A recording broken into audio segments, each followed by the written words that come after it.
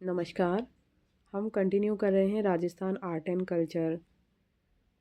Point है कुंज बिहारी लाल मोदी 1901 से 1953 ईस्वी ने 1930 ईस्वी में अलवर राज्य की नौकरी छोड़कर राष्ट्रीय स्वतंत्रता दिवस धूमधाम से मनाया और जगह जगह तिरंगा झंडा फहराया। अलवर में एक सभा में शासन विरोधी भाषण देने के कारण इन्हें 1937 ईस्वी में 2 वर्ष के कठोर कारावास की सज़ा दी गई।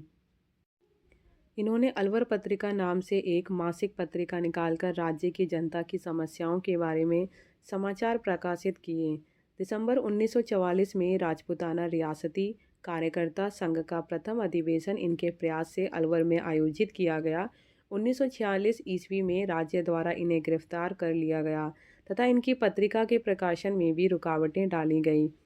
नेक्स्ट है रामकरण जोशी। रामकरण जोशी का जन्म 2 अक्टूबर 1912 को दौसा में हुआ। दौसा में अध्यापक के रूप में कार्य करते हुए 1939 ईस्वी में जयपुर प्रजामंडल आंदोलन के दौरान दौसा के छात्रों पर लाठीचार्ज का विरोध किया और अध्यापक पद से त्यागपत्र दे दिया।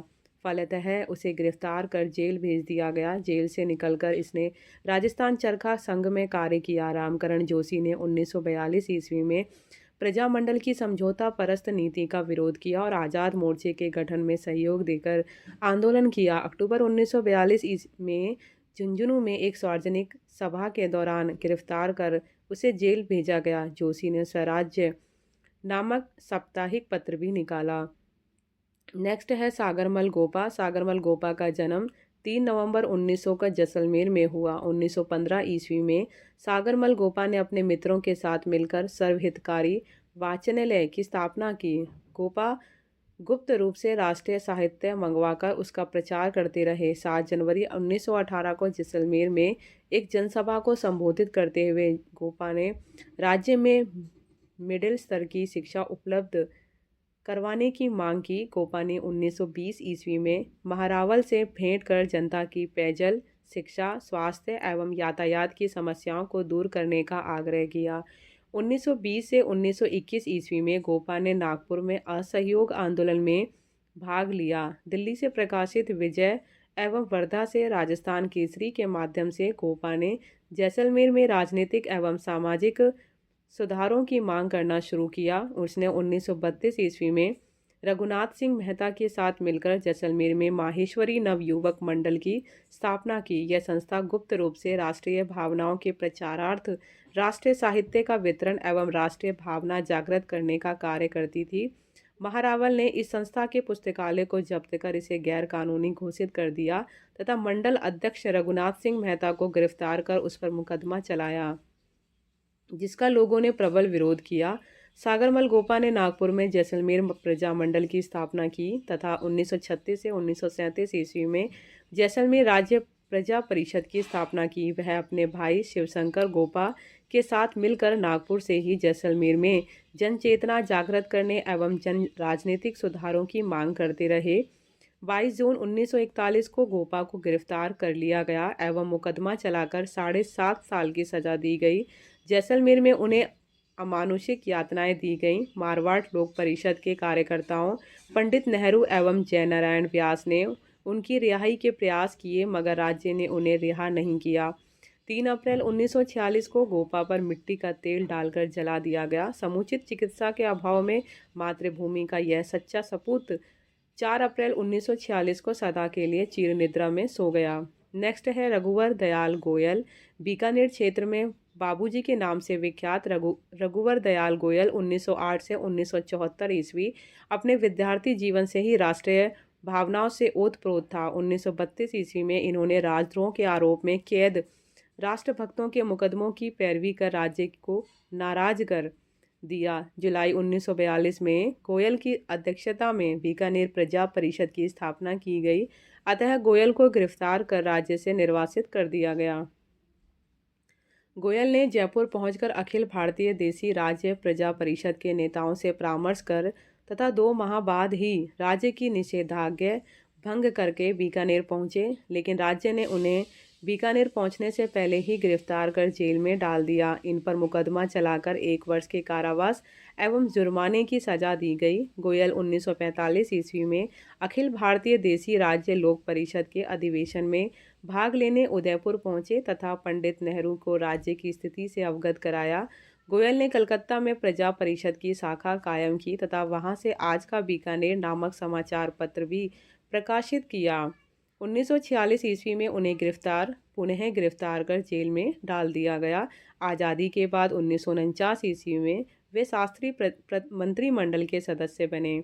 नेक्स्ट है बाल मुकुंद बिस्सा। 1908 ईस्वी में पिलवा ग्राम यानी कि नवगठित डीडवाना कुचामन जिला में बाल मुकुंद बिस्सा का जन्म हुआ। इनकी शिक्षा कलकत्ता में हुई। बंगाल के क्रांतिकारी वातावरण ने इनमें राष्ट्रीयता के बीज बोए। गांधी जी के रचनात्मक कार्यक्रम से प्रेरित होकर बिस्सा ने खादी पहनने का संकल्प लिया। 1934 ईस्वी में बिस्सा ने जोधपुर में खादी भंडार की स्थापना की। धीरे धीरे इनका खादी भंडार जोधपुर की राजनीतिक गतिविधियों का केंद्र बन गया। यहीं से जोधपुर में उत्तरदायी शासन की मांग एवं तदंतर अंग्रेजों भारत छोड़ो आंदोलन ने विशाल रूप लिया। 1942 ईस्वी में लोकनायक जयनारायण व्यास के नेतृत्व में आंदोलन चला और उसी सिलसिले में भारत रक्षा कानून के तहत 9 जून 1942 को बिस्सा को गिरफ्तार कर लिया गया। जेल में बंद बिस्सा ने राजबंदियों के प्रति सरकार के दुर्व्यवहार के विरोध में भूख हड़ताल शुरू कर दी, जिससे उनका स्वास्थ्य बिगड़ने लगा। समुचित चिकित्सा के अभाव में इनकी मृत्यु हो गई। इनकी शव यात्रा में लगभग 1 लाख व्यक्ति शामिल हुए, जिन पर भी लाठीचार्ज किया गया। महत्वपूर्ण ये था कि बिस्सा के बलिदान ने महिलाओं को भी स्वाधीनता संग्राम में भाग लेने हेतु प्रेरित किया। नेक्स्ट है गणेश लाल व्यास उस्ताद। 21 मार्च 1907 को जन्मे उस्ताद गणेश लाल व्यास ने मारवाड़ में जन जागृति का कार्य किया।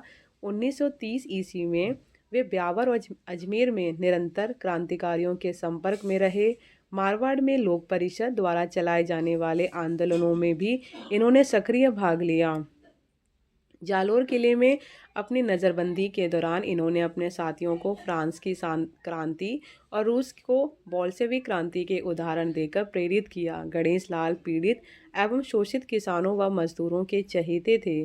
स्वतंत्रता आंदोलन के दौरान प्रकाशित उनकी गीत पुस्तिकाएं गरीबों की आवाज़ 1932 ईस्वी, बेकसों की आवाज़ 1940 ईस्वी, इंकलाबे तराने 1946 ईस्वी प्रशासन द्वारा जब्त की गई। आज़ादी के बाद भी गणेश व्यास ने अपने लेखों एवं उद्बोधन गीतों से व्यवस्था पर निरंतर प्रहार किया। 1965 में जयपुर में इनका निधन हुआ। नेक्स्ट है केसरी सिंह बारहट। शाहपुरा रियासत के देवपुरा नामक गांव में 1872 ईस्वी में जन्मे केसरी सिंह बारहट 1872 से 1941 ईस्वी डिंगल के उच्च कोटि के कवि एवं क्रांतिकारी थे। उन्होंने काव्य द्वारा राजस्थान के राजाओं में देशभक्ति, स्वाभिमान एवं अपने अतीत के प्रति गौरव की भावना पैदा की। वायसराय लॉर्ड कर्जन द्वारा आयोजित दिल्ली दरबार में 1903 ईस्वी में जब मेवाड़ महाराणा फतेह सिंह भाग लेने जा रहे थे, तब केसरी सिंह बारहट ने डिंगल भाषा के 13 सोरठे लिखकर महाराणा को भेजे, जिनमें उनके पूर्वजों के साहस और शौर्य का वर्णन था। ये सोरठे चेतावनी के चुंगटियों के रूप में विख्यात हैं। महाराणा इन सोरठों से प्रभावित होकर दिल्ली दरबार में उपस्थित नहीं हुए। केसरी सिंह का प्रसिद्ध क्रांतिकारी रासबिहारी बोस से निकट संपर्क था। मास्टर अमीर चंद के पास इन्होंने अपने छोटे भाई जोरावर सिंह, पुत्र प्रताप सिंह और जामाता ईश्वरदान को क्रांति के व्यवहारिक प्रशिक्षण के लिए दिल्ली भेजा। इन्होंने कोटा में एक क्रांतिकारी दल की स्थापना की। साधु प्यारेलाल हत्याकांड में इन्हें 20 वर्ष की सजा हुई। इन्हें बिहार की हजारीबाग जेल में रखा गया। वहां के जेल अधीक्षक की अनुशंसा से इन्हें 1920 ईस्वी में रिहा कर दिया गया। जब इन्हें अपने पुत्र प्रताप सिंह की शहादत की सूचना मिली तो इन्होंने प्रसन्नता से कहा, भारत माता का पुत्र उसकी मुक्ति के लिए शहीद हो गया, इसकी मुझे बहुत प्रसन्नता है। फिर है नेक्स्ट नृसिंह कछवाहा। मारवाड़ के प्रसिद्ध आर्य समाजी नेता नृसिंह कछवाहा का जन्म 1911 ईस्वी में हुआ। अजमेर व जोधपुर से अपनी शिक्षा प्राप्त करने के बाद उसने किसान सभा के महासचिव व अध्यक्ष पद पर कार्य किया। उसने अपने प्रयासों से किसान सभा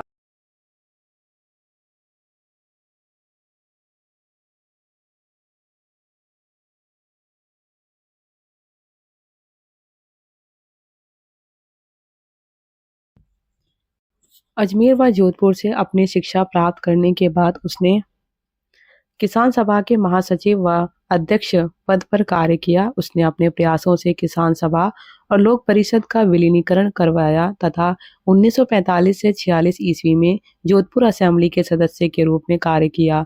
राजस्थान की प्रथम सरकार में उसे मंत्री बनाया गया और व्यास मंत्रिमंडल में उसकी उप गृह मंत्री का पद संभाला।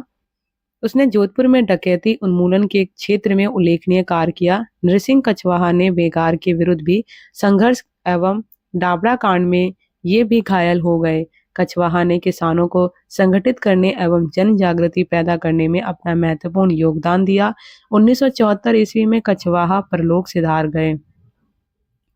नेक्स्ट है जोरावर सिंह बारठ। 1893 में उदयपुर में जन्मे जोरावर सिंह बारठ केसरी सिंह बारठ के छोटे भाई थे। ये दिल्ली के प्रसिद्ध क्रांतिकारी मास्टर अमीर चंद के सहयोगी थे। 12 दिसंबर 1912 में दिल्ली के चांदनी चौक में वायसराय लॉर्ड हार्डिंग की सवारी पर बम फेंककर वे फरार हो गए और वेश बदलकर अमरदास बैरागी के रूप में घूमते रहे। 1939 ईस्वी में वह कोटा पहुंचे और यहीं निमोनिया की घातक बीमारी से इनकी मृत्यु हुई। नेक्स्ट है पंडित नरोत्तम लाल जोशी। पंडित नरोत्तम लाल जोशी का जन्म 16 दिसंबर 1916 को झुंझुनू में हुआ। जोशी ने 1938 ईस्वी में जयपुर प्रजामंडल के आंदोलन में भाग लिया। उसने 1939 ईस्वी में शेखावटी के जकात आंदोलन का नेतृत्व किया और जागीरदारों के शोषण के खिलाफ आवाज उठाई। जोशी 1945 ईस्वी में संविधान निर्मात्री समिति के सदस्य रहे। 1951 ईस्वी में उसे मंत्री बनाया गया और वह राजस्थान विधानसभा के प्रथम अध्यक्ष बने।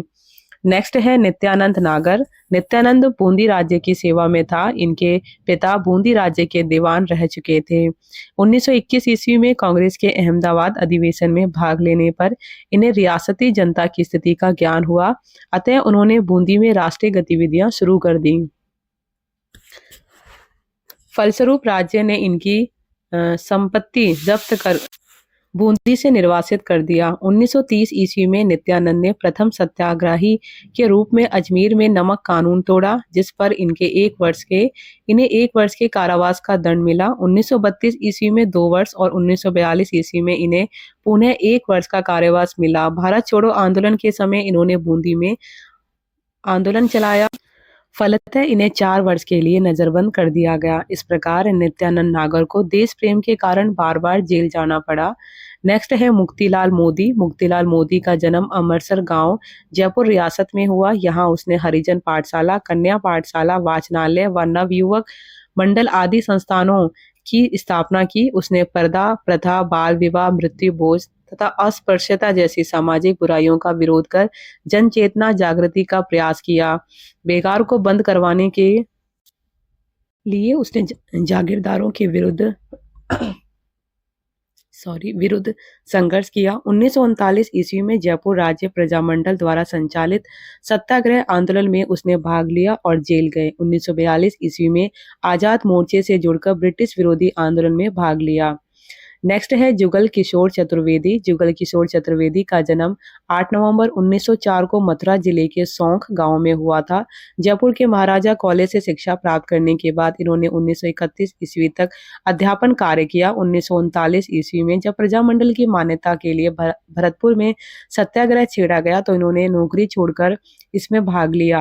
1940 ईस्वी में चतुर्वेदी भरतपुर नगर पालिका के सदस्य चुने गए। इन्होंने अपने पद से इस्तीफा देकर 12 छोड़ो आंदोलन में भाग लिया। 10 अगस्त 1942 को इन्हें गिरफ्तार कर जेल भेज दिया गया। 1943 ईस्वी में चतुर्वेदी ब्रजजया प्रतिनिधि सभा में चुन लिए गए और 1947 ईस्वी में भरतपुर जबरन बेगार के विरुद्ध में चलाए गए आंदोलन का संचालन किया। 18 मार्च 1948 को मत्स्य संघ की स्थापना पर इन्हें उप प्रधानमंत्री बनाया गया। वृहद राजस्थान बन जाने के बाद उन्हें प्रदेश कांग्रेस का महामंत्री और जयनारायण व्यास मंत्रिमंडल में मंत्री बनाया गया। चतुर्वेदी ने लोक शिक्षक पाक्षिक पत्र भी शुरू किया और इसके माध्यम से सामाजिक कुरीतियों पर प्रहार किए। 1994 में इनका निधन हुआ।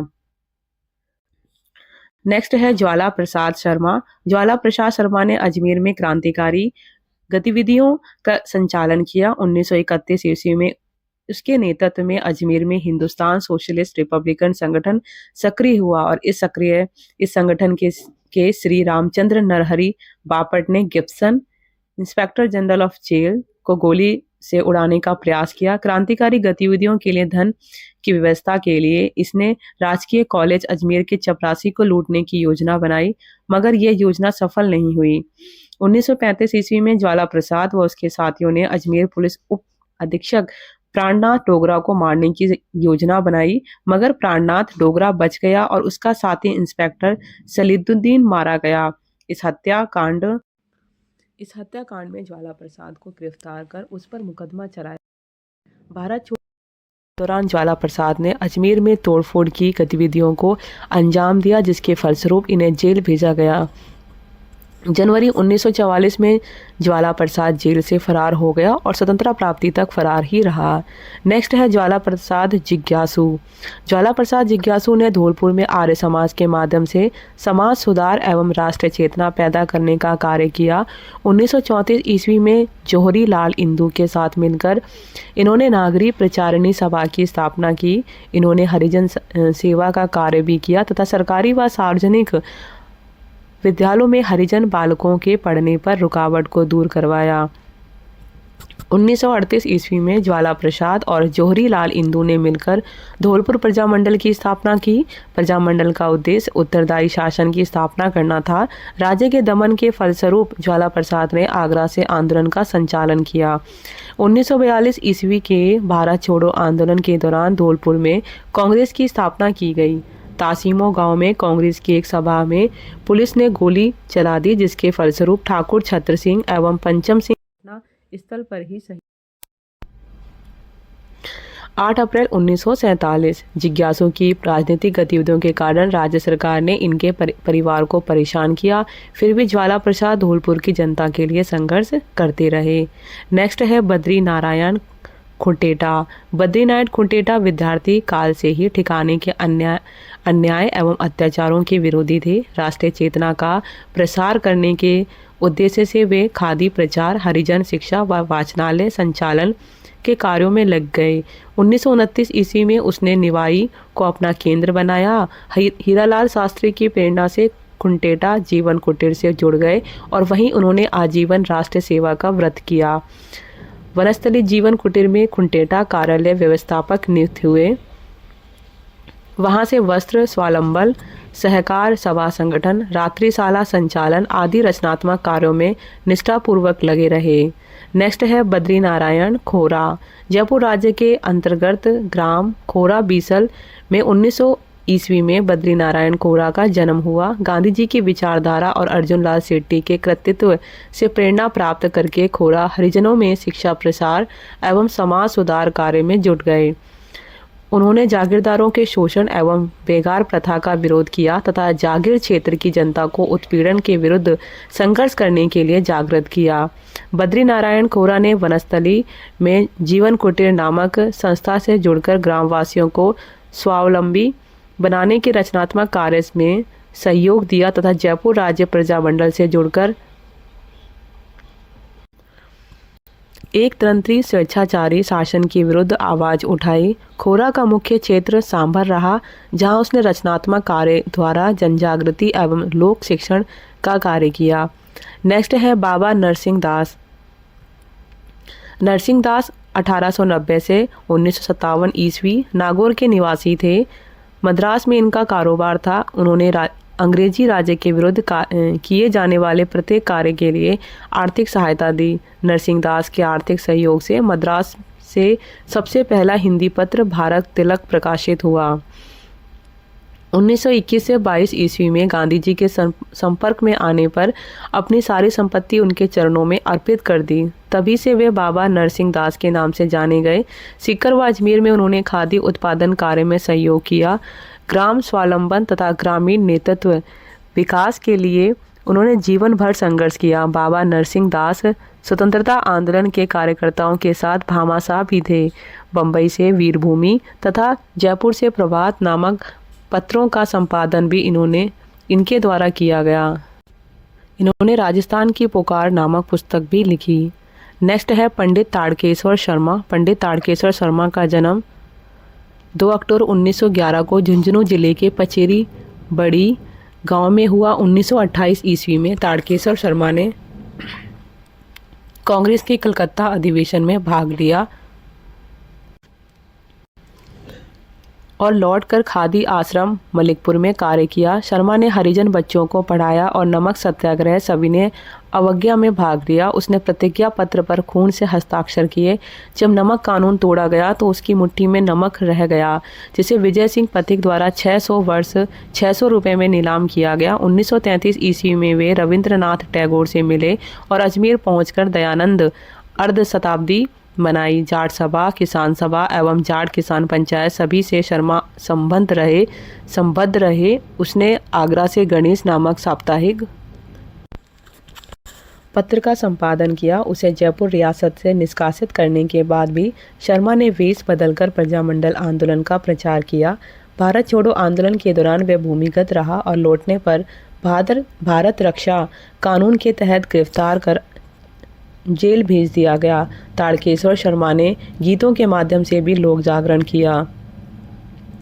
नेक्स्ट है नानक भील। बूंदी में रियासती अत्याचारों एवं अंग्रेजी हुकूमत के विरोध में जन जागृति पैदा करने वाला नानक भील गांव-गांव में झंडा लेकर गीतों के द्वारा किसान आंदोलन की सफलता के लिए लोगों को प्रेरित करता था।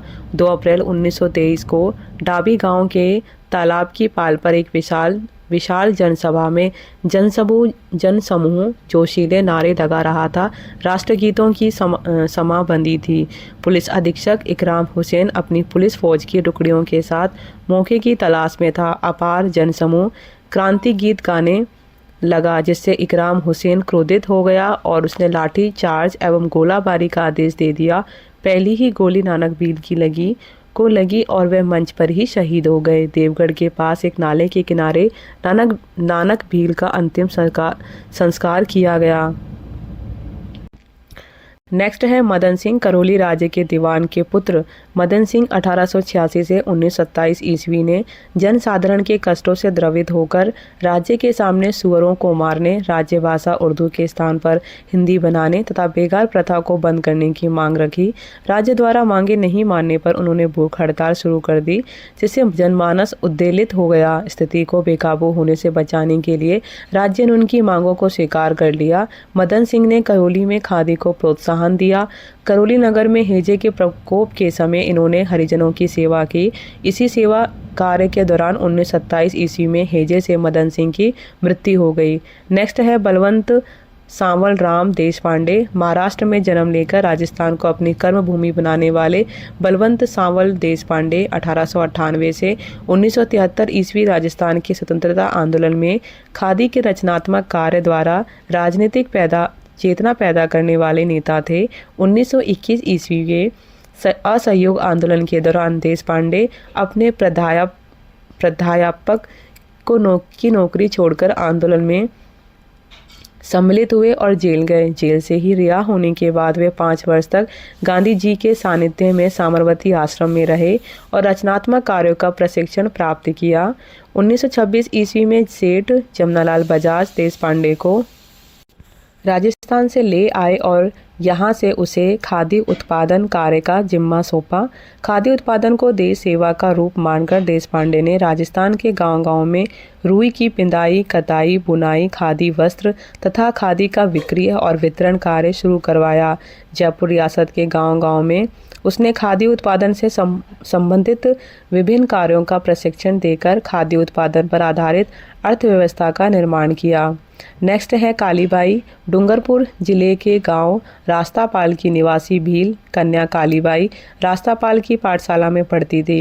जून 1947 में डूंगरपुर महारावल के फरमान के बावजूद जब रास्तापाल की पाठशाला बंद नहीं की गई तो पुलिस सुप्रीडेंट एवं मजिस्ट्रेट दलबल सहित पाठशाला बंद कराने पहुंचे। जब पुलिस ने पाठशाला बंद कर इसकी चाबी उनके सुपुर्द करने का आदेश दिया तो प्रजामंडल कार्यकर्ता नानाभाई खाट ने मना कर दिया। इस पर सिपाहियों ने नानाभाई खाट की पिटाई की और अध्यापक सेंगाबाई को ट्रक से बांधकर घसीटना शुरू कर दिया। 13 वर्षीय भील बालिका कालीबाई अपने खेत से घास काट कर लौट रही थी। जब उसने अपने गुरु सेंगाबाई को ट्रक के पीछे घिसटते देखा तो वह भीड़ की को चीरती हुई ट्रक के पीछे दौड़ी और चिल्लाने लगी, मेरे गुरुजी को कहाँ ले जा रहे हो।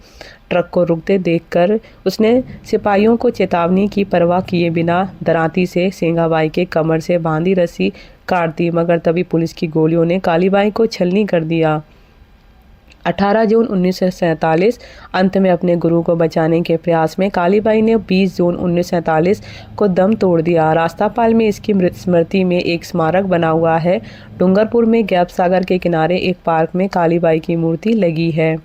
नेक्स्ट है नवनीत दास वैष्णव, जागो रे करसान भाइयों नमक गीत के माध्यम से अंग्रेजी हुकूमत के खिलाफ किसानों में जन जागृति पैदा करने वाले नवनीत दास वैष्णव का जन्म 19 अक्टूबर 1917 को हुआ। नवनीत दास ने अपने कविताओं के माध्यम से जन जागृति पैदा की। गांधी जी और सुभाष से प्रभावित नवनीत दास को भारत छोड़ो आंदोलन के दौरान गिरफ्तार कर जेल भेजा गया। आज़ादी के दीवाने नवनीत दास वैष्णव को चिड़ावा की कचहरी पर तिरंगा झंडा फहराने के आरोप में भी जेल की हवा खानी पड़ी। जेल की यातनाएं भी इसे जन जागरण के कार्यों से विरत न कर सकी। झालावाड़ क्षेत्र का यह स्वतंत्रता सेनानी जन जागृति के अपने अद्भुत तरीके के कारण विख्यात रहा। नेक्स्ट है गोकुल लाल असावा। गोकुल लाल असावा का जन्म 2 अक्टूबर 1901 को देवली के एक माहेश्वरी परिवार में हुआ। उनकी प्रारंभिक शिक्षा शाहपुरा के मिडिल स्कूल में हुई। 1926 ईस्वी में बनारस हिंदू विश्वविद्यालय से बीए और 1928 ईस्वी में दर्शन शास्त्र में एमए किया। इसके बाद इन्होंने कोटा के हार्वर्ड कॉलेज में अध्यापन करने कार्य शुरू किया, किंतु उनकी राष्ट्रीय गतिविधियों को देखकर उन्हें कॉलेज सेवा से पृथक कर दिया गया। इसके बाद असावा कोटा से अजमेर आ गए। इन्हें 1930 से 1932 की ईस्वी के बीच 4 बार जेल जाना पड़ा। गोकुललाल असावा का अधिकांश समय अजमेर में ही व्यतीत हुआ और अजमेर कांग्रेस के माध्यम से इन्होंने अपने आप को देश के लिए समर्पित कर दिया। असावा 1930 से 1946 ईस्वी तक लगातार 4 बार मेरवाड़ा प्रांतीय कांग्रेस कमेटी की व्यवस्थापिका सभा के सदस्य रहे और राजस्थान प्रदेश कांग्रेस कमेटी के निर्माण के बाद वे 1951 ईस्वी तक उसकी कार्यकारिणी के सदस्य रहे। 1952 ईस्वी के बाद उन्होंने अपने आप को राजनीतिक से पृथक कर लिया। नेक्स्ट है माणिक्यलाल वर्मा। माणिक्यलाल वर्मा का जन्म 1897 ईस्वी में बिजोलिया ठिकाने के कायस्थ परिवार में हुआ। शिक्षा प्राप्त कर वे बिजोलिया ठिकाने में नौकरी करने लगे। विजय सिंह पथिक की प्रेरणा से इन्होंने ठिकाने की नौकरी छोड़ दी और किसान आंदोलन में सम्मिलित हो गए। इन्होंने अपने भाषणों एवं कविताओं द्वारा किसानों में जागृति पैदा की। माणिक्यलाल वर्मा का पंचड़ा गीत लोगों के लिए प्रेरक बन गया और कुछ समय तक इन्होंने बिजोलिया किसान आंदोलन का नेतृत्व किया। वर्मा ने 1934 ईस्वी में अजमेर से 7 मील दूर नारेली नामक एक छोटे से गांव में सेवाश्रम खोला, जिसका उद्देश्य रचनात्मक कार्यों के लिए कार्यकर्ताओं को तैयार करना था। भीलों के उत्थान के लिए डूंगरपुर में इन्होंने एक पाठशाला खोली। 1938 ईस्वी में इन्होंने हरिपुरा कांग्रेस अधिवेशन में भाग लिया, जहां कांग्रेस ने रियासतों के प्रति अपनी नीति की घोषणा की। 24 अप्रैल 1938 को वर्मा के सक्रिय सहयोग से मेवाड़ प्रजामंडल की स्थापना हुई। इन्होंने मेवाड़ राज्य में नागरिक अधिकारों के लिए संघर्ष छेड़ा तथा मेवाड़ से निष्कासित किए जाने पर अजमेर से मेवाड़ का वर्तमान शासन नामक एक छोटी सी पुस्तिका प्रकाशित की, जिससे मेवाड़ सरकार क्रुद्ध हो गई। 2 फरवरी 1939 को इन्हें देवली के निकट ऊंचा गांव से गिरफ्तार कर मेवाड़ सीमा से लाया गया और उनके साथ अमानुषिक व्यवहार किया गया। माणिक्यलाल वर्मा ने मेवाड़ प्रजामंडल के प्रतिनिधि के रूप में बम्बई में कांग्रेस के 8 अगस्त 1942 के ऐतिहासिक सत्र में भाग लिया। उदयपुर पहुंचकर इन्होंने प्रजामंडल के कार्यकर्ताओं से विचार विमर्श किया और 24 घंटे के भीतर महाराणा को ब्रिटिश सरकार से संबंध विच्छेद करने या जन आंदोलन को सामना करने की चेतावनी दी। सरकार ने मेवाड़ प्रजामंडल की कार्यकारिणी के सभी सदस्यों को गिरफ्तार कर लिया एवं इन पर चेतावनी वापस लेने का दबाव डाला, लेकिन वर्मा ने चेतावनी वापस लेने से इनकार कर दिया। मेवाड़ में विधानसभा एवं संविधान लागू करने के लिए भी इन्होंने संघर्ष किया। स्वतंत्रता प्राप्ति के बाद वह वृद्ध राजस्थान के प्रधानमंत्री बने। मृत्यु उपरांत लोगों की सेवा करते हुए 14 जनवरी 1969 को माणिक्यलाल वर्मा का निधन हो गया। अत्यंत संघर्ष में रहने वाले वर्मा जी की जीवनी में हमें प्रेरणा प्राप्त करनी चाहिए। नेक्स्ट है चंद्रशेखर पाराशर। चंद्रशेखर पाराशर उग्र क्रांतिकारी विचारधारा के समर्थक थे। 1930 ईस्वी में अजमेर में सविनय अवज्ञा आंदोलन में भाग लेते हुए उन्हें गिरफ्तारी दी। 1939 ईस्वी में राजकीय सेवा से त्यागपत्र देकर पाराशर ने प्रजामंडल आंदोलन में भाग लिया और जेल यात्रा की। भारत छोड़ो आंदोलन के दौरान वे क्रांतिकारी गतिविधियों में संलग्न रहे। जयपुर में बम बनाकर उन्हें अन्यत्र पहुंचाया। भारतीय सेना में भर्ती के अपराध के 3 केसों में इन्हें 2 वर्ष का कारावास मिला। 1947 ईस्वी में तक चंद्रशेखर को 7 बार जेल यात्रा करनी पड़ी। स्वाधीनता के बाद प्रजामंडल से अलग होकर इन्होंने राजस्थान समाजवादी पार्टी की स्थापना की। नेक्स्ट है बीरबल सिंह। बीरबल सिंह श्री गंगानगर जिले के रायसिंह नगर में अनुसूचित जाति के जी नगर समाज में जन्मा था। बचपन से ही इसके विचार राष्ट्रीय भावनाओं से ओतप्रोत थे। वह बीकानेर प्रजा परिषद का सदस्य था और सामंती अत्याचारों का विरोध करने एवं नागरिक अधिकारों की प्राप्ति के प्रत्येक आंदोलन में अगुवा रहता था।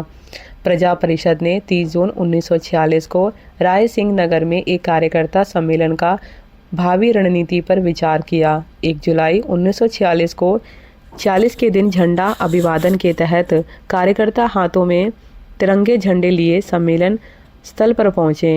इसी बीच रेलवे स्टेशन पर कार्यकर्ताओं की गिरफ्तारी और उन पर जुल्म की सूचना पाकर बीरबल सिंह के नेतृत्व में कार्यकर्ता हाथ में तिरंगा लिए स्टेशन की ओर बढ़ने लगे। सरकारी अधिकारी जनता के जोश और उफान को देखकर घबरा गए और उन्होंने गोली चलवा दी। इन्हीं में से एक गोली का शिकार बीरबल सिंह बना, लेकिन उसने तिरंगे को गिरने नहीं दिया। घायल अवस्था में भी बीरबल सिंह के बोल फूट रहे थे, झंडा ऊंचा रहे हमारा, झंडा ऊंचा रहे हमारा। उसी दिन 1 जुलाई 1946 को रायसिंह नगर में बीरबल सिंह के शव का जुलूस निकाला गया। हजारों लोगों ने उसकी अर्थी को कंधा दिया। आज़ाद हिंद फौज के कर्नल अमर सिंह तिरंगा झंडा लिए हुए शव के आगे आगे चल रहे थे। रायसिंह नगर में जहां अमर शहीद बीरबल सिंह की गोली लगी थी, उसी स्थान पर उसकी संगमरमर की मूर्ति स्थापित है और प्रतिवर्ष यहां 30 जून एवं 1 जुलाई के दिन शहीद मेला भरता है। नेक्स्ट है कपिल देव गौतम। कपिल देव गौतम का जन्म 1911 ईस्वी में जयपुर में हुआ। क्रांतिकारी विचारधारा की ओर झुकाव होने से वे हिंदुस्तान सोशलिस्ट रिपब्लिकन आर्मी से जुड़ गए। 1930 ईस्वी में भारतीय सैनिकों के नाम पंडित जवाहरलाल नेहरू की अपील के पर्चे नसीराबाद छावनी में वितरित करते समय उन्हें गिरफ्तार करके 1 वर्ष के कठोर कारावास की सजा दी गई। सविनय अवज्ञा आंदोलन के दौरान इन्होंने कांग्रेस की पत्रिका तथा साहित्य जनता में वितरित किया। फलतः प्रेस अधिनियम के तहत इन्हें गिरफ्तार करके 4 माह की सजा दी गई। जेल से रिहा होते ही इन्होंने पुनः कांग्रेस का प्रचार कार्य शुरू कर दिया। गांव-गांव घूमकर अपनी कविताओं के माध्यम से इन्होंने राष्ट्रीयता की भावना फैलाने का कार्य किया। 1936 से 1940 ईस्वी तक गौतम प्रदेश कांग्रेस समिति के सदस्य रहे। नेक्स्ट है मदन लाल खेतान। शेखावटी के सपूत मदन लाल खेतान ने बचपन से ही विदेशी वस्त्रों को त्याग कर खादी के वस्त्र पहनने की प्रतिज्ञा की। 1922 ईस्वी में खेतान ने अपनी नौकरी छोड़ दी और कांग्रेस का कार्य करने लगे। 1925 ईस्वी में कांग्रेस के कानपुर अधिवेशन में खेतान की भेंट सेठ जमनालाल बजाज से हुई, जिन्होंने खेतान को राजस्थान में खादी का कार्य करने का सुझाव दिया। खेतान ने राजस्थान चरखा संघ के अंतर्गत अमृतसर जयपुर के खादी उत्पादन केंद्र का दायित्व संभाला और खादी उत्पादन कार्य को फैलाने में अपना योग दिया। नेक्स्ट है जानकी देवी बजाज। जानकी देवी लक्ष्मणगढ़ सीकर निवासी गिरधारी लाल जाजोदिया की पुत्री थीं। 1893 ईस्वी में जावरा यानी कि मध्य प्रदेश में उनका जन्म हुआ। 1902 ईस्वी में जानकी का विवाह जमनालाल बजाज के साथ हुआ। जमनालाल बजाज ने इनकी पढ़ाई के लिए एक पारसी महिला की नियुक्ति की और उन्हीं की प्रेरणा से वे घूंघट एवं पर्दा का त्याग कर सार्वजनिक जीवन में जमनालाल बजाज की सहयोगी बनी। नमक आंदोलन के दौरान उन्हें 6 माह के लिए जेल भेज दिया गया। जेल से बाहर आते ही उन्होंने महिलाओं को कुरीतियों के खिलाफ संगठित किया। 1933 ईस्वी में कलकत्ता में अखिल भारतीय मारवाड़ी महिला सम्मेलन की उन्होंने अध्यक्षता की। जानकी देवी ने स्वदेशी आंदोलन में सक्रिय भाग लिया, विदेशी कपड़ों की होली जलाई और चरखे पर सूत काता। जमनालाल बजाज के निधन 1942 ईस्वी के बाद इन्हें गौ सेवा संघ की अध्यक्ष बनाया गया। 1948 ईस्वी में गांधी जी की हत्या के बाद वह विनोबा भावे के सानिध्य में गौ सेवा और सूत कताई के कार्यों में लग गईं। भूदान आंदोलन के दौरान उन्हें 108 कुओं का निर्माण करवाया। भूदान और कूपदान कार्यक्रमों में सक्रिय भागीदारी के कारण भारत सरकार ने 1956 ईस्वी में बजाज को पद्म विभूषण से सम्मानित किया। जीवन का शेष समय उन्हें नारी जागरण, खादी, प्राकृतिक चिकित्सा, गौ सेवा, कुओं का निर्माण इत्यादि में लगाया। 21 मई 1979 को वर्धा में जानकी देवी का देहांत हो गया। कोटा में आपके नाम का राजकीय कन्या महाविद्यालय है। नेक्स्ट है ऋषिदत्त मेहता, बूंदी के तत्कालीन प्रधानमंत्री बोहरा मेघवाहन के पुत्र और प्रधान सेनापति नित्यानंद नागर के पुत्र ऋषिदत्त मेहता का बाल्यकाल राजकुमारों के समान बीता। 1918 में बम्बई में मेहता ने गांधी जी के संपर्क से खादी पहनना शुरू किया और असहयोग आंदोलन में भाग लिया। 1928 ईस्वी में ब्यावर में तरुण राजस्थान पत्र की व्यवस्था को संभाला। 1930 ईस्वी के नमक सत्याग्रह के दौरान इन्हें जेल भेजा गया। 1932 ईस्वी में इन्होंने पुनः जेल यात्रा की। जेल से छूटने के बाद मेहता ने राजस्थान साप्ताहिक पत्र का संपादन किया। भारत छोड़ो आंदोलन के दौरान इन्हें बूंदी से गिरफ्तार किया गया। मेहता ने बूंदी राज्य लोक परिषद का गठन किया और उत्तरदायी शासन की मांग को लेकर आंदोलन किया। ऋषिदत्त मेहता जीवन पर्यंत जनहित के कार्यों में लगे रहे। नेक्स्ट है ओम दत्त शास्त्री। ओम दत्त शास्त्री लाला लाजपत राय से प्रभावित होकर सर्वेंट्स ऑफ इंडिया सोसाइटी से जुड़े। हरिभाऊ उपाध्याय और देश पांडे के कहने पर इन्होंने जयपुर में खादी और हरिजन सेवा का कार्य हाथ में लिया। जयपुर राज्य में अमृतसर में शास्त्री ने खादी केंद्र का सुचारू रूप से संचालन किया। शास्त्री ने बुनकरों की सामाजिक व आर्थिक दशा सुधारने का प्रयास भी किया। 1937 ईस्वी में शास्त्री राजपूताना हरिजन सेवक संघ के कार्य से जुड़े हुए। 1945 ईस्वी में उसने गोविंदगढ़ में खादी विकास मंडल नामक संस्था की स्थापना की। दौसा में भी उसने ग्राम सेवा सदन नामक संस्था स्थापित की। खादी एवं हरिजन सेवा के क्षेत्र में शास्त्री ने उल्लेखनीय कार्य किया। नेक्स्ट है बाबा हरिश्चंद्र शास्त्री। बाबा हरिश्चंद्र निम्बाज ठिकाने में शिक्षक थे। बाद में उन्होंने जयपुर में वकालत शुरू की और सामाजिक कुरीतियों का विरोध कर महिला शिक्षा के लिए लोगों को प्रेरित किया। वे जयपुर प्रजामंडल कार्यकारिणी के सदस्य और प्रजामंडल के उपाध्यक्ष भी रहे। भारत छोड़ो आंदोलन के दौरान जब प्रजामंडल ने आंदोलन शुरू करने में देरी की तब इन्होंने प्रजामंडल छोड़कर आज़ाद मोर्चा बनाया और जयपुर में आंदोलन शुरू कर दिया। इन्हें गिरफ्तार कर सजा दी गई और जुर्माना किया गया। बाद में आज़ाद मोर्चे का विलय प्रजामंडल में कर दिया गया। नेक्स्ट है टीकाराम पालीवाल। टीकाराम पालीवाल का जन्म दौसा जिले के मंडावर ग्राम में हुआ। पालीवाल की शिक्षा दिल्ली तथा मेरठ में हुई। 1929 ईस्वी में पालीवाल ने दिल्ली में विद्यार्थी यूथ लीग की स्थापना की और इसके माध्यम से सार्वजनिक सभा, जुलूस तथा प्रदर्शनों के द्वारा दिल्ली में सामाजिक एवं राजनीतिक चेतना उत्पन्न करने का प्रयास किया। 1930 में सविनय अवज्ञा आंदोलन के दौरान नमक बनाकर अपनी गिरफ्तारी की। पालीवाल ने दरियागंज दिल्ली में एक सत्याग्रह आश्रम का संचालन भी किया। 1938 ईस्वी में उन्होंने हिंडौन में वकालत की और प्रजामंडल की गतिविधियों से जुड़ गए। टीकाराम पालीवाल 3 मार्च 1951 को राजस्थान के प्रथम निर्वाचित मुख्यमंत्री बने। नेक्स्ट है दामोदर दास राठी। दामोदर दास राठी का जन्म 8 फरवरी 1884 को पोखरण जैसलमेर में हुआ था। ब्यावर के मिशन हाई स्कूल से मैट्रिक की शिक्षा उत्तीर्ण करने के बाद इनका झुकाव राष्ट्रीय गतिविधियों की ओर हो गया। सामाजिक कार्यों में उनका जुड़ाव आर्य समाज से रहा। राठी का देश के प्रमुख क्रांतिकारियों अरविंद घोष, तिलक, लाला लाजपत राय आदि से घनिष्ठ संपर्क था। बंगाल तथा महाराष्ट्र के क्रांतिकारियों की इन्होंने हमेशा मदद की। वे स्वतंत्रता संग्राम के भामाशाह थे। 1915 ईस्वी की प्रस्तावित सशस्त्र क्रांति को राजस्थान में फैलाने के लिए इन्होंने खरवा ठाकुर गोपाल सिंह का साथ दिया।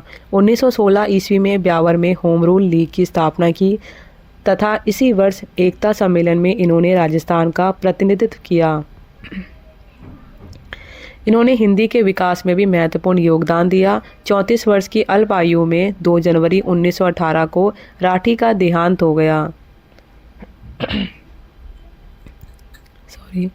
नेक्स्ट है न्यूनराम शर्मा। बिजोलिया किसान आंदोलन से प्रभावित होकर देश प्रेमी न्यूनराम शर्मा ने राज्य की थानेदारी की नौकरी छोड़ दी। विजय सिंह पथिक तथा रामनारायण चौधरी के संपर्क में आने पर वह राजस्थान सेवा संघ के सदस्य बन गए। न्यूनराम शर्मा ने बूंदी के बरड़ क्षेत्र के किसानों की मांगों का समर्थन किया। उन्होंने बूंदी तथा कोटा राज्य के गांवों में बेगार प्रथा के खिलाफ जागृति पैदा की। ग्रामीण क्षेत्रों में शिक्षा प्रचार के लिए शर्मा ने हाड़ौती शिक्षा मंडल की स्थापना की तथा इसके माध्यम से कई पाठशालाओं का संचालन किया। 1938 ईस्वी में कोटा राज्य प्रजामंडल की स्थापना कर उत्तरदायी शासन की मांग की। अभिनंदन हरि, मोतीलाल जैन, शंभू दयाल आदि इनके सहयोगी थे। 1941 ईस्वी में निमराना के निकट इनकी हत्या कर दी गई। न्यूनराम शर्मा मृत्यु उपरांत रचनात्मक कार्यों व राजनीतिक चेतना जागृत करने का प्रयास करते रहे। नेक्स्ट है मास्टर आदित्येंद्र। मास्टर आदित्येंद्र का जन्म 24 जून 1907 को नवगठित डीग जिले के थून गांव में हुआ। उसने राजकीय सेवा अध्यापक से त्यागपत्र देकर 1938 ईस्वी में प्रजामंडल के माध्यम से जनता में राजनीतिक चेतना पैदा की। भारतीय छोड़ो आंदोलन में भाग लेने के कारण उसे जेल जाना पड़ा। आज़ादी के बाद वे राज्यसभा एवं विधानसभा के सदस्य रहे। 1975 में आपातकाल के दौरान पुनः जेल गए। आदित्येंद्र शर्मा राजस्थान हरिजन सेवा संघ, राजस्थान नशाबंदी मंडल, भरतपुर खादी समिति एवं महिला विद्यापीठ भुसावल से जुड़कर रचनात्मक कार्यों में संलग्न रहे। नेक्स्ट है जय नारायण व्यास। जय नारायण व्यास का जन्म 18 फरवरी 1899 को जोधपुर में हुआ। 11 नवंबर 1918 में समाज सुधार कार्यों के लिए इन्होंने पुष्करना युवक मंडल की स्थापना की। 1927 ईस्वी में वे तरुण राजस्थान के संपादक बने एवं 1936 ईस्वी में बम्बई में अखंड भारत नामक दैनिक समाचार पत्र निकाला। इन पत्रों में वर्तमान मारवाड़ शीर्षक से मारवाड़ के भ्रष्ट और निरंकुश शासन की कटु आलोचना की तथा रियासतों में राजतंत्र की समाप्ति व उत्तरदायी शासन की स्थापना का आह्वान किया। 1929 ईस्वी में मारवाड़ राज्य लोक परिषद के अधिवेशन पर सरकार ने प्रतिबंध लगा दिया तो जयनारायण व्यास रचित पोपाबाई की पोल और मारवाड़ की अवस्था पुस्तिकाएं जनता में वितरित की गईं। इनमें मारवाड़ शासन की कटु आलोचना की गई थी। फलतः 2 सितंबर 1929 को इन्हें गिरफ्तार कर लिया गया। गांधी इरविन समझौते 5 मार्च 1931 के फलस्वरूप इन्हें जेल से छोड़ा गया। 10 मई 1931 को इनके निवास पर मारवाड़ यूथ लीग की स्थापना की गई, जिसने ग्रामीण क्षेत्रों में जनचेतना फैलाने का कार्य किया। 1936 ईस्वी में अखिल भारतीय देसी राज्य लोक परिषद के कराची अधिवेशन में जयनारायण व्यास को महामंत्री और 1939 में इनको केंद्रीय सलाहकार बोर्ड का गैर सरकारी सदस्य मनोनीत किया गया। 1941 में जयनारायण जोधपुर नगरपालिका के प्रथम निर्वाचित अध्यक्ष चुने गए। 11 मई 1942 को मारवाड़ लोक परिषद के सत्याग्रह आंदोलन में जयनारायण व्यास की प्रथम डिक्टेटर घोषित किया गया।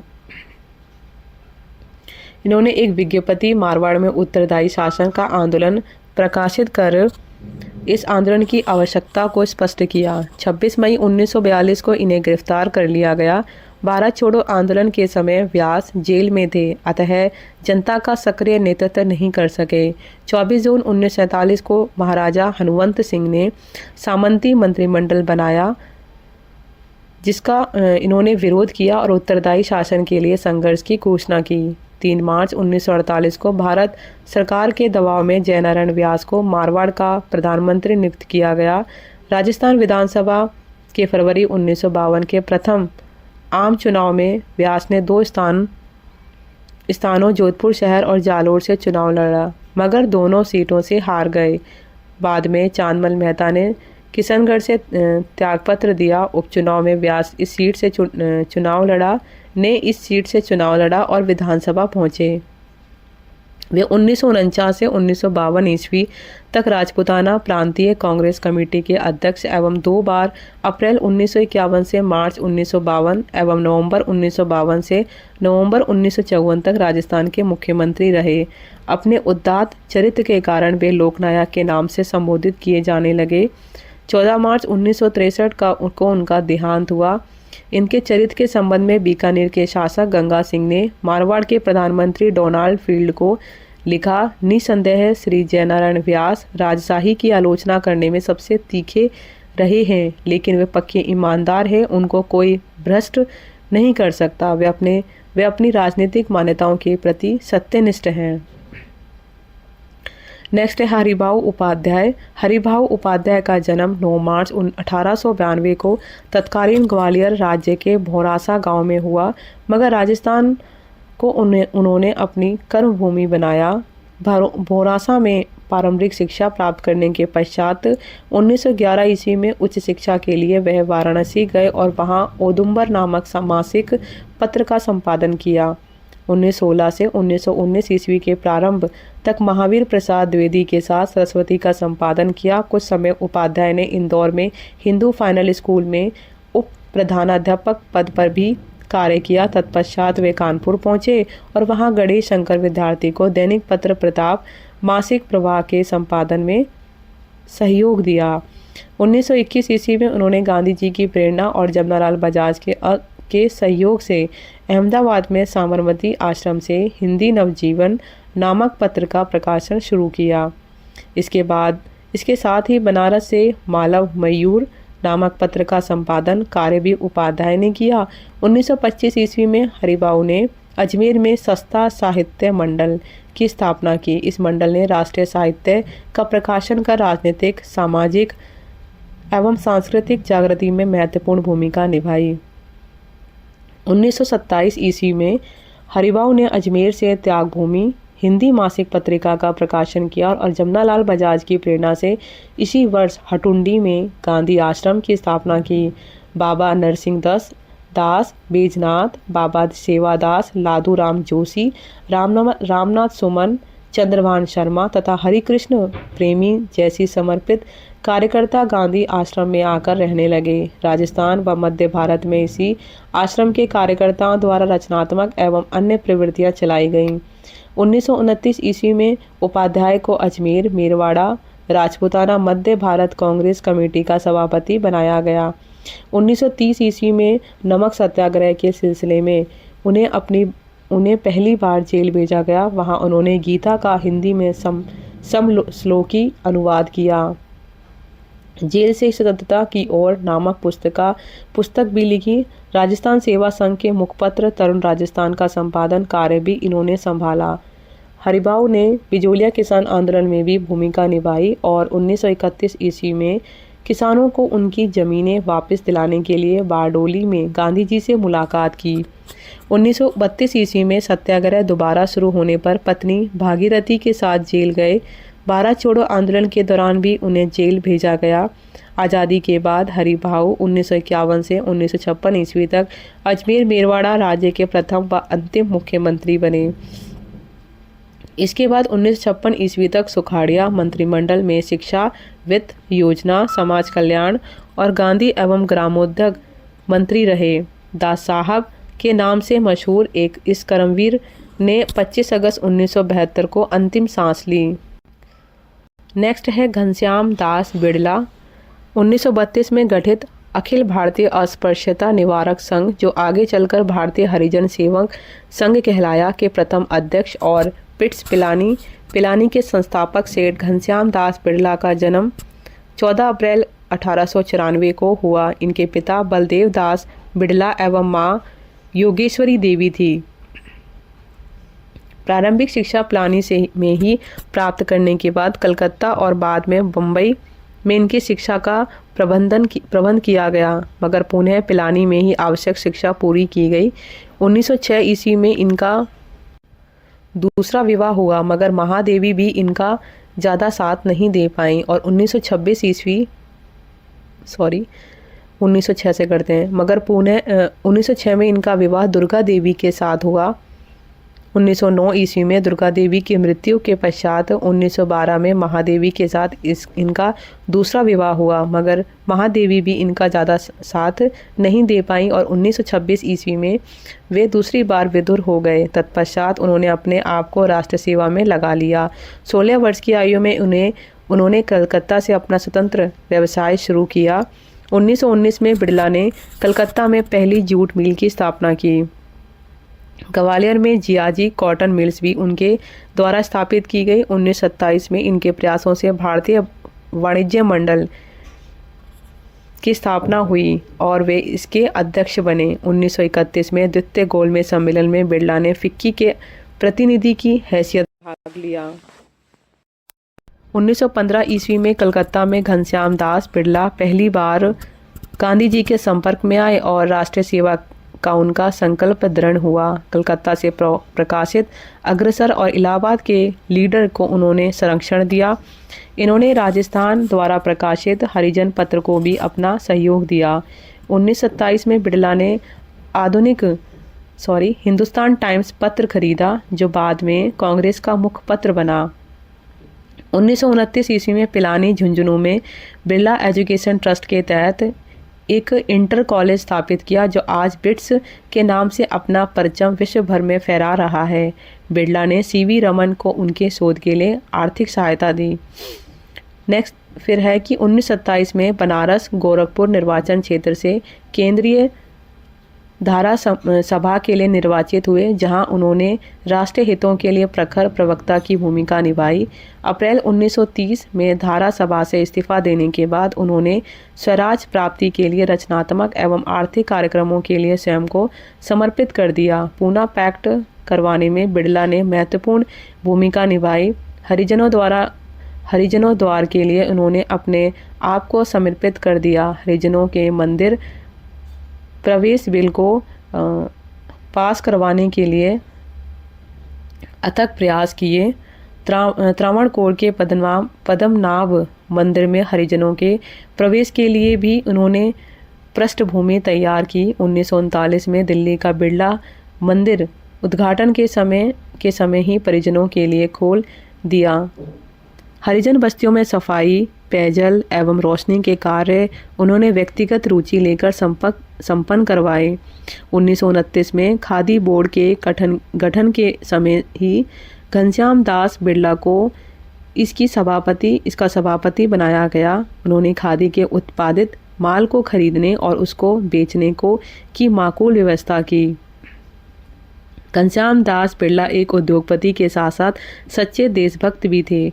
उन्होंने स्वतंत्रता संग्राम के दौरान कांग्रेस को उदारता पूर्वक धन उपलब्ध करवाया तथा गांधी जी के अनुयायी के रूप में उन्होंने हिंदू मुस्लिम एकता, अस्पृश्यता निवारण एवं खादी आदि के रचनात्मक कार्यक्रमों को निष्ठापूर्वक संपादित करके कांग्रेस के गैर राजनीतिक कार्यों को आगे बढ़ाया। एक व्यवसायी के रूप में अंग्रेज अधिकारियों से निकट संपर्क होने से उन्होंने कांग्रेस और अंग्रेजी सत्ता के मध्य एक सेतु का कार्य भी किया। 11 जून 1983 को लंदन में इस कर्मयोगी ने अंतिम सांस ली। नेक्स्ट है ठाकुर देसराज। शेखावटी किसान आंदोलन के अग्रणी नेता ठाकुर देसराज का जन्म 1895 ईस्वी में भरतपुर रियासत के छोटे से गांव जगीना में एक जाट परिवार में हुआ था।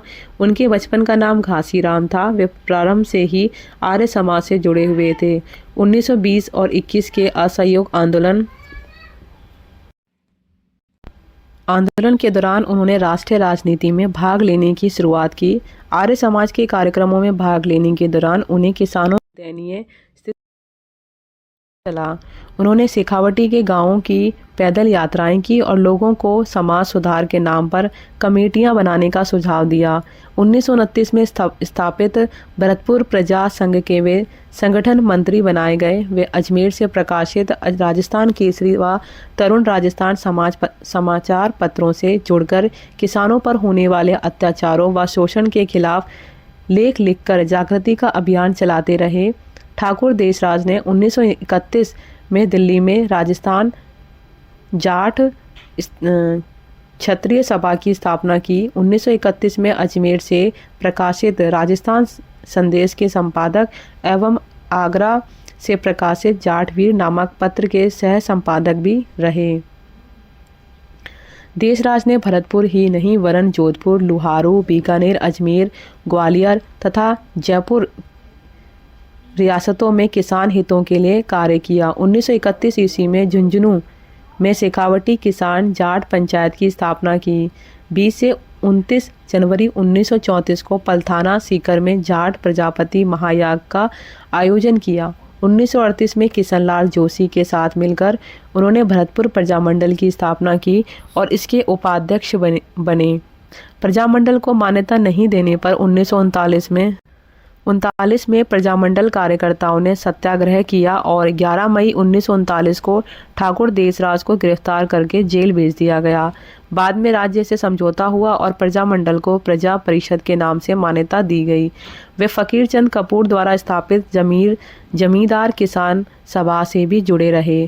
भरतपुर राज्य द्वारा गठित ब्रज प्रतिनिधि सभा में जमींदार किसान सभा की ओर से ठाकुर देसराज को सदस्य चुना गया और उन्हें राजस्व मंत्री बनाया गया। मत्स्य संघ के उद्घाटन के दौरान राजा मानसिंह के नेतृत्व में जाट एवं अन्य समुदाय के लोग लोहागढ़ के किले के दरवाजे पर इकट्ठे हो गए। गड़बड़ी की आशंका देखकर ठाकुर देसराज, जो अब उस समय जेल में बंद थे, को उद्घाटन स्थल पर बुलाया गया। उनके संबोधन उपरांत भीड़ तितर बितर हो गई और मत्स्य संघ का उद्घाटन हो सका। इस घटना से किसानों पर उनके प्रभाव का सहज ही अनुमान लगाया जा सकता है। राजशाही और सामंतशाही के विरुद्ध किसान हितों के लिए संघर्ष करने वाले इस जनसेवक की मृत्यु 1970 ईस्वी में हुई। नेक्स्ट है स्वामी गोपाल दास। बीकानेर राज्य में जनजागृति फैलाने और राजशाही के दमन का विरोध करने में स्वामी गोपाल दास ने महत्वपूर्ण भूमिका निभाई। चुरू जिले के भैरूसर गांव में चौधरी बींजाराम के घर में 1882 में स्वामी गोपाल दास का जन्म हुआ। बचपन में ही पिता का निधन हो जाने पर उनकी माता उन्हें लेकर चुरू चली गई और वहां उन्हें वैष्णव मंदिर के महंत स्वामी मुकुंदास के संरक्षण में रख दिया। महंत जी ने उन्हें उस समय के प्रसिद्ध विद्वान पंडित कन्हैया लाल ढंड की पाठशाला में प्रवेश दिला दिया। यहाँ से गोपाल दास ने अपनी शिक्षा प्राप्त कर आयुर्वेद चिकित्सा का भी ज्ञान प्राप्त किया एवं 1901 ईस्वी में महंत मुकुंद दास के बाद वैष्णव मंदिर के महंत बन गए। 1899 से 1900 ईस्वी के अकाल के दौरान इन्होंने अकाल पीड़ित लोगों की भरसक सहायता की एवं 1907 में अपने कुछ साथियों के साथ मिलकर चुरू में सर्वहितकारी सभा की स्थापना की, जो चुरू में रचनात्मक कार्यों का केंद्र बनी। स्वामी गोपाल दास ने सर्वहितकरणी सभा की सदस्यता के द्वार सभी मतावलंबियों के लिए खोल दिए। चुरू में सर्वहितकारिणी पुत्री पाठशाला एवं अछूत समझी जाने वाली जातियों के लिए कबीर पाठशाला स्थापित की। चुरू के अलावा अन्य स्थानों पर भी पाठशालाएं स्थापित की। सर्वहितकारिणी सभा के द्वारा कई वाचनालय, पुस्तकालय, महिला आश्रम एवं उद्योग वर्धनी सभाएं संचालित की जाती थीं। 1917 से 1918 के प्लेग के दौरान गोपाल दास ने स्वयं को पीड़ित मानवता की सेवा के लिए समर्पित कर दिया। गौरक्षा के लिए वे जीवन पर्यंत प्रयत्नशील रहे। चुरू तथा आसपास के गांव में रेतीले टीलों की वृद्धि को रोकने के लिए उन्होंने सेठ साहूकारों से मिलकर उन्हें गोचर भूमि का विकास करने की प्रेरणा दी। राष्ट्रभाषा हिंदी के प्रचार प्रसार के लिए वे सदैव प्रयत्नशील रहे। स्वामी गोपाल दास ने जनता को अपने अधिकारों के प्रति जागरूक किया तथा उन्हें अंग्रेजी संरक्षण के दोषों से परिचित करवाया। अतः राज्य प्रशासन ने सर्वहितकारिणी सभा के वाचनालय एवं पुस्तकालय में ब्रिटिश भारत से आने वाले पत्रों, पुस्तकों, व्यंग्य चित्रों और पुस्तिकाओं पर रोक लगा दी। 26 जनवरी 1930 को महंत गणपति दास एवं नगर पालिका के सदस्य चंदमल वेहड़, वैद्य शांत शर्मा और भालचंद शर्मा ने चुरू के धर्मस्तूप पर तिरंगा फहराया। इस पर महाराजा ने इनको नगर पालिका की सदस्यता से हटा दिया। महाराजा की निरंकुशता को स्वामी गोपाल दास और उसके साथियों ने प्रिंसली इंडिया, रियासती, त्यागभूमि आदि समाचार पत्रों में प्रकाशित करवाया। द्वितीय गोलमेज सम्मेलन 1931 के दौरान स्वामी गोपाल दास और उनके साथियों ने बीकानेर एडमिनिस्ट्रेशन के नाम से एक पर्चा छपवाकर गोलमेज सम्मेलन के सदस्यों में बंटवा दिया, जिससे बीकानेर महाराजा के शासन की वास्तविकता प्रकट हो गई। इससे महाराजा गंगा सिंह नाराज हो गए और स्वामी गोपाल दास और उनके साथियों पर राजद्रोह का अभियोग लगाकर गिरफ्तार कर लिया गया और बीकानेर षड्यंत्र केस के नाम से उन पर मुकदमा चलाया गया, जो काफ़ी चर्चित रहा। स्वामी गोपाल दास को 3.5 वर्ष का कठोर कारावास दिया गया। जनसेवा को ही अपना जीवन उद्देश्य बनाने वाले इस साधु पुरुष ने 1938 में सदैव के लिए अपनी आंखें मूंद ली। नेक्स्ट है मघाराम वैद्य। 1891 ईस्वी में बीकानेर में एक ब्राह्मण परिवार में जन्मे मघाराम ने वैद्य की शिक्षा तो केवल आजीविका के लिए प्राप्त की थी। 1921 में शिक्षण के दौरान काशी में महात्मा गांधी का भाषण सुनकर वे आज़ादी के आंदोलन में कूद पड़े और देश हित को ही अपना सर्वोच्च लक्ष्य मानकर जन जागृति में जुट गए।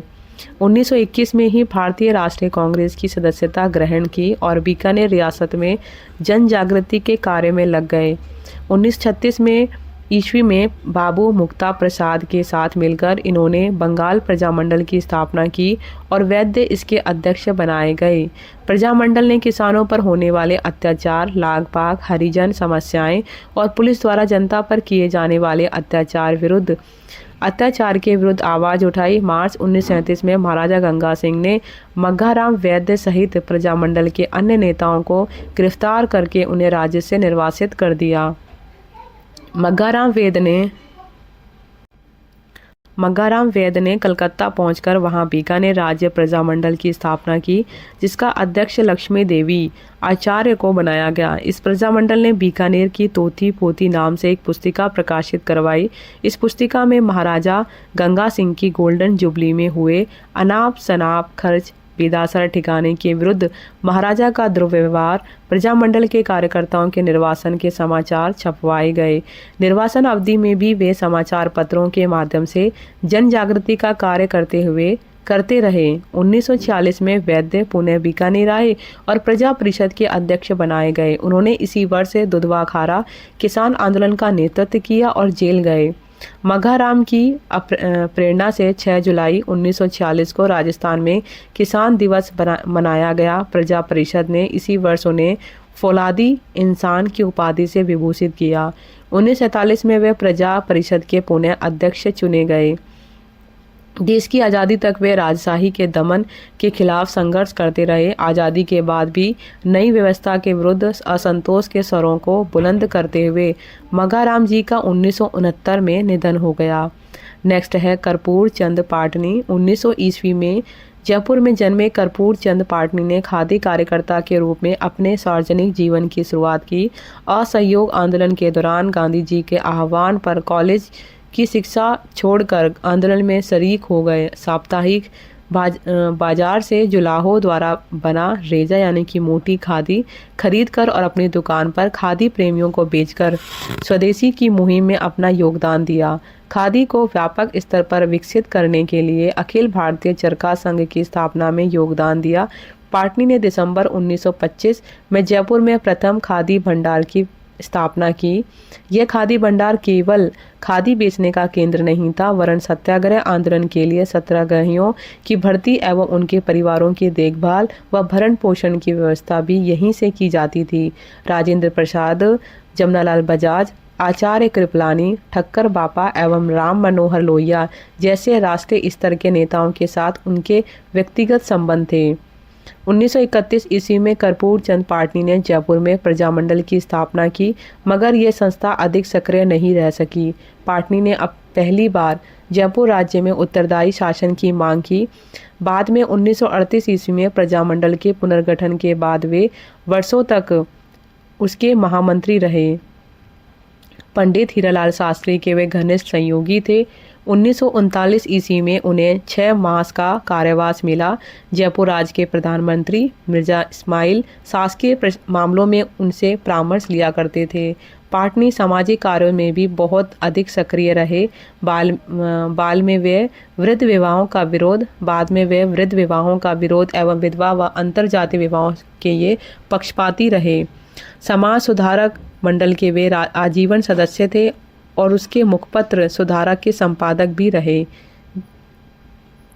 जैन समाज में व्यापक कुरीतियों के विरुद्ध उन्होंने जैन जगत नामक पत्रिका का संपादन किया। नारी शिक्षा के लिए भी वे सतत कार्य करते रहे। पद्मावती कन्या पाठशाला एवं सरस्वती कन्या पाठशाला के संचालन में उन्होंने महत्वपूर्ण योगदान दिया। हिंदू अनाथ आश्रम के संचालन में वे पूर्ण सहायता करते थे। कर्पूर चंद पाटनी का 1946 ईस्वी में केवल 46 वर्ष की आयु में निधन हो गया। नेक्स्ट है राज बहादुर। 21 अगस्त 1912 को भरतपुर में राज बहादुर का जन्म हुआ। भरतपुर और जयपुर में अध्ययन करने के बाद उस शिक्षा के लिए आगरा चले गए। आगरा से LLB करने के बाद एक वकील के रूप में अपने करियर की शुरुआत की। सविनय अवज्ञा आंदोलन से इन्होंने स्वतंत्रता आंदोलन में भाग लेना शुरू किया। 1938 में भरतपुर रियासत में उत्तरदायी शासन स्थापित करने की मांग को लेकर जब जन आंदोलन शुरू हुआ तो राज बहादुर भी इस आंदोलन से जुड़ गए और 1939 में प्रजा परिषद के सदस्य बने। शीघ्र ही इन्हें रियासत की केंद्रीय सलाहकार परिषद का सदस्य मनोनीत किया गया। परिषद में रहते हुए इन्होंने जन समस्याओं को मुखरित किया। 1940 में वे भरतपुर नगरपालिका के सदस्य चुने गए। भारत छोड़ो आंदोलन के दौरान गांधी जी के आह्वान पर राज बहादुर ने रियासत की सलाहकार परिषद एवं भरतपुर नगरपालिका से इस्तीफा दे दिया और जनसभाओं के द्वारा आज़ादी के संघर्ष को तेज करने में जुट गए। भारत छोड़ो आंदोलन के बाद वे भरतपुर राज्य की धारा सभा के सदस्य निर्वाचित हुए।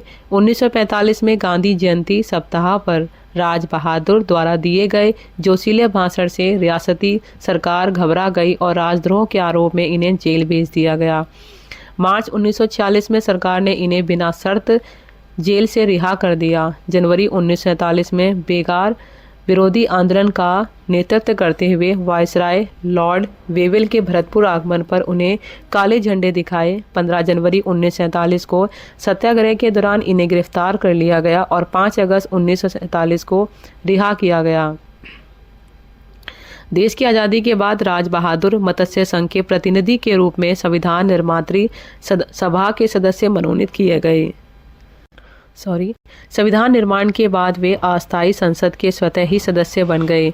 1951 से 1967 और 1971 से 1976 तक वे केंद्रीय मंत्री परिषद के सदस्य रहे। 1980 से 1985 के दौरान राज बहादुर राजस्थान विधानसभा के सदस्य रहे। 1990 में राज बहादुर का नई दिल्ली में निधन हो गया। नेक्स्ट है रमेश स्वामी। रमेश स्वामी का जन्म 1904 ईस्वी में भरतपुर जिले के भूसावर कस्बे में हुआ। इनके बचपन का नाम कुंदन लाल था। मिडिल पास करने के बाद कुछ दिन तक अध्यापक के रूप में और बाद में नाकेदार के रूप में कार्य किया। सांसारिक कार्यों से उबरकर आर्य समाज के प्रचारक के रूप में वैदिक धर्म के प्रचार के लिए सिंध, पंजाब एवं बर्मा, सिंगापुर, मलाया आदि देशों में भारतीय संस्कृति का प्रचार किया। 1939 में पुसावर वापस आए और भरतपुर प्रजामंडल के उत्तरदायी शासन के लिए किए जाने वाले सत्याग्रह आंदोलन को अपना समर्थन दिया और जेल गए। जेल से छूटने के बाद प्राकृतिक आपदाओं से पीड़ित मानवता की सेवा में लग गए। भारत छोड़ो आंदोलन में रमेश स्वामी ने भाग लिया और पुनः जेल गए। जेल से छूटने के बाद रचनात्मक कार्यों में अपने को संलग्न कर लिया। 4 जनवरी 1947 को वायसराय लॉर्ड वेवल के बीकानेर शासक शार्दुल सिंह के साथ भरतपुर के घना पक्षी विहार में शिकार के लिए आने पर जाटव व कोली समाज के लोगों को बेगार के लिए पकड़ा जा रहा था। प्रजा परिषद के कार्यकर्ताओं के साथ रमेश स्वामी ने भरतपुर के कुम्हेर गेट पर प्रदर्शन कर वेवल एवं बीकानेर शासक का विरोध किया। फलतः उन्हें पुलिस के दमन चक्र का शिकार होना पड़ा। पुलिस के दमन के विरोध में रमेश स्वामी के नेतृत्व में वैर और भूसावर कस्बे में हड़ताल की गई। पुलिस के आतंक का विरोध करने के लिए स्वामी 5 फरवरी को भूसावर से वैर जाने वाले बस में बैठे, मगर बस के मालिक ने उन्हें वैर ले जाने से इनकार कर दिया। तब विरोध स्वरूप वे बस के आगे लेट गए। बस मालिक ने बस उन पर चढ़ा दी। तुरंत ही उनके प्राण पखेरु उड़ गए। 5 फरवरी 1947 को राजशाही के दमन ने इस महान देशभक्ति की बलि ले ली। नेक्स्ट है मुकुट बिहारी लाल भार्गव। शाहपुरा भीलवाड़ा निवासी मुकुट बिहारी लाल भार्गव जन्म 1903 ने वकालत से अपने जीवन की शुरुआत की। हरिभाऊ उपाध्याय ने इन्हें राजस्थान का सीआर दास कहा था। इन्होंने अछूतों द्वार आंदोलन, युद्ध विरोधी व्यक्तिगत सत्याग्रह और भारत छोड़ो आंदोलन में सक्रिय भाग लिया था। इस कारण इन्हें जेल में काफ़ी समय रहना पड़ा। वे केंद्रीय विधानसभा एवं संविधान सभा के भी सदस्य रहे। नेक्स्ट है लाड़ाराम संत। जोधपुर के लाड़ाराम मेहरा 1902 ईस्वी उन व्यक्तियों में थे जिन्होंने 1930 में महात्मा गांधी के दांडी मार्च में भाग लिया था। भारत छोड़ो आंदोलन 1942 में उन्हें 6 वर्ष की कठोर कारावास की सजा मिली थी। वह जोधपुर के केंद्रीय जेल, जालोर एवं नागौर के किलों में बंद रहे। उन्होंने किसानों की फसल को बर्बाद करने वाले सुअरों को मारने के मारवाड़ रियासत के आदेश के खिलाफ आंदोलन कर किसानों को उचित अधिकार दिलाए। संत जी ने बावरी एवं रायका जाति के उत्थान हेतु भी काफ़ी प्रयास किए। नेक्स्ट है पन्नाराम। पन्नाराम का जन्म डावड़ा में 1894 ईस्वी में हुआ था। भारतीय सेना से सेवानिवृत्त होने के पश्चात पन्नाराम डावड़ा आकर रहने लगे। उन दिनों भू सर्वेक्षण का कार्य मारवाड़ में चल रहा था। पुराने बटाई उपज का भाग के स्थान पर बिगोड़ी नगद लगा लेने के बाद उन दिनों चल रही थी। पहले जागीरदार काश्तकार की उपज का बड़ा हिस्सा बटाई के नाम पर लेते थे। शेष उपज पर भी कई तरह की लागबाग आरोपित थी। उसे किसान के हाथ में अत्यल्प आता था। पन्नाराम ने बटाई एवं लाग बाग के विरुद्ध विद्रोह का झंडा खड़ा कर दिया। पन्नाराम का पुत्र मोतीराम भी उसके साथ हो गया। दोनों किसानों को जागृत करने में लग गए और डावड़ा में किसान सम्मेलन आयोजित करने का निर्णय लिया। राजस्थान के किसान नेताओं और मारवाड़ लोक परिषद के नेताओं को डावड़ा आने का आमंत्रण दिया। उन्होंने गाँव में जाकर किसानों को 13 मार्च 1947 को सम्मेलन में भाग लेने के लिए प्रेरित किया। मारवाड़ के नेताओं से व्यक्तिगत संपर्क साधा। डावड़ा गांव में सम्मेलन स्थल पर जाने से पहले सभी नेतागण मथुरादास माथुर के नेतृत्व में पन्नाराम के घर पहुंचे। सम्मेलन स्थल पर 5000 से अधिक किसान इकट्ठे थे। जैसे ही लोग पन्नाराम के घर इकट्ठे हुए, जागीरदार के गुंडों ने पन्नाराम के घर आक्रमण कर दिया। इस आक्रमण में पन्नाराम शहीद हो गए एवं उनका पुत्र मोतीराम घायल हो गया। पन्नाराम की पत्नी के पांव एवं पुत्रवधू के कान काट दिए। इस प्रकार पन्नाराम का परिवार स्वतंत्रता की बलि देवी पर न्यौछावर हो गया। नेक्स्ट है रामू राम। रामू राम जन्म 1888 ईस्वी ने अपने जीवन की शुरुआत सेवा में भर्ती होने से की। उन्होंने उत्तर पश्चिम सीमांत में पठानों की लड़ाई में ब्रिटिश सरकार की ओर से अच्छा प्रदर्शन किया, जिससे उन्हें सेना मेडल भी प्राप्त हुआ। 1935 ईस्वी में वे सेवानिवृत्त होकर लाडरू में रहने लगे। यहाँ वे महंत चैनदास के संपर्क में आए और उनके साथ मिलकर किसान आंदोलन चलाने लगे। 1940 से 41 में मारवाड़ लोक परिषद का 3रा अधिवेशन लाडनू में आयोजित हुआ। इस सम्मेलन को सफल बनाने में रामू राम की बड़ी भूमिका रही। कुछ दिनों बाद लाडनू तहसील के कसुम्बी गांव में एक विराट किसान सम्मेलन आयोजित किया गया। जागीरदार के गुंडों ने इस सम्मेलन में बखेड़ा करने का प्रयास किया, परंतु रामू राम के आदमियों ने उन्हें अड़ने नहीं दिया।